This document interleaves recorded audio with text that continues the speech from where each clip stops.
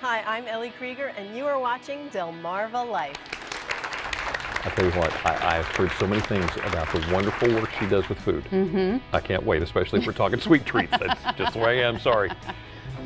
Well, the holiday season will soon be upon us, and with that said, many people will travel to visit family and friends. But what happens when you can't take your dog or your cat with you on the trip? Well, in today's Angie's List report, Brian Spiros explains how a pet sitter can help and what you need to know before you leave your four-legged friend in the care of someone else.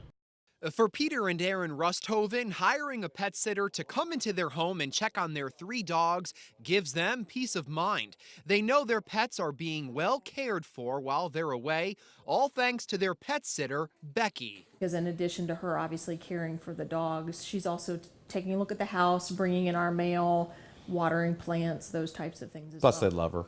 They do love her. So. We do a quick walk around outside the house. We make sure gates are closed if we have yard play scheduled with the dogs. We check and make sure windows and doors look secure. Part of our training program is teaching our staff what to look for, that something might be out of place. And since so many people have pets, a pet sitter has become an alternative to boarding. In a recent Angie's List poll, 80% of the respondents have pets in their family, and it can be a big decision as to who's going to care for your pet when you're going to be traveling. Are you going to board your pet? Are you going to have a pet sitter? The nice thing about a pet sitter is your pet gets to be in its own environment, and also you get someone who's checking in on your house for security reasons and in case something goes wrong, like a busted pipe. I think for us, it gives us a peace of mind when we are out of town that they are being well cared for, and again, that the house is even being looked after. And then on a day-to-day basis, it provides peace of mind for us too, because in case something were to happen to go wrong with them, which we've had happen to one of our dogs before, she is there checking up on them in the middle of the day and has even taken them to the vet for us because they get injured or they get sick, and then the dog's not waiting around until we get home, at 6 or 7 at night. The price you pay a pet sitter will also vary depending on the distance traveled, length of the visit, and what you want them to do for your pet. The cost of a pet sitter can range from anywhere from probably about $15 up to about $50 because it really depends on how much they're going to do for you and how long they're going to stay. An average visit might be 20 or 30 minutes, but some people prefer to have their pet sitter stay overnight. And make no mistake, this service isn't just for dogs.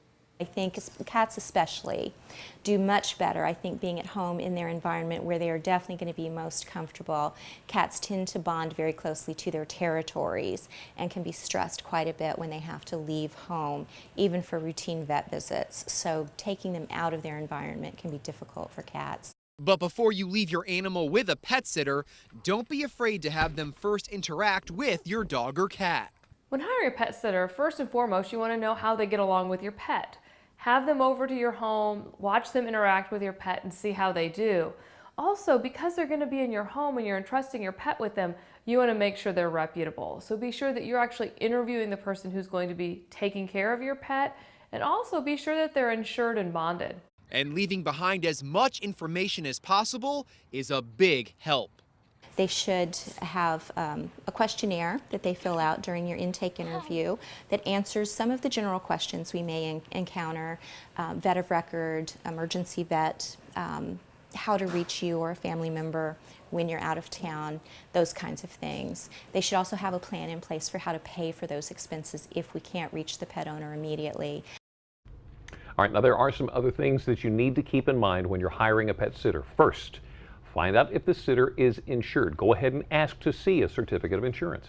If you use a company that employs more than one person, ask if the same person is going to be caring for your pet every day. And finally, ask about training. A good pet care company will have a formal training program to ensure control and consistency.